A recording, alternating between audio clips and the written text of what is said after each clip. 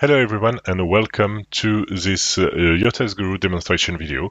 I'm Pierre from YourText.Guru and I'm here to help you check out every functionality that we have on the tool. How to use a curve in the YourText.Guru optimization tool. So the curve can be seen in the YourText.Guru functionality of YourText.Guru optimization guide functionality.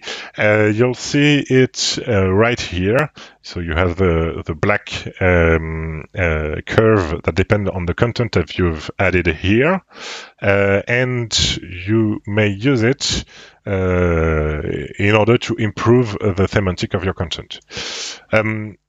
What's really important to work on this curve? First of all, you need to work on every term that are on the left of the separation line, because these are the most important words, the ones that have the highest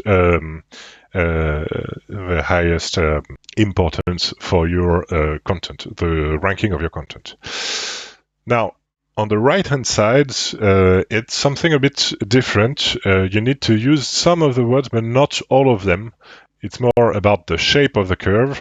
The shape of the curve will help you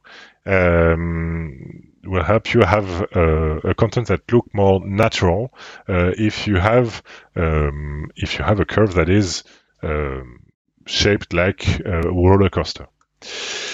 So with highs and lows like that. Then you may use the competitor comparison tool. So let's click on here to have another color to see how you are performing against your competitors, about, let's say, the top three, and how you can improve the shape of your curve compared to the one of the competitors. So you may want to follow up on the average use and average optimization, contextualization of the top terms by making your curve match the ones of the top competitors.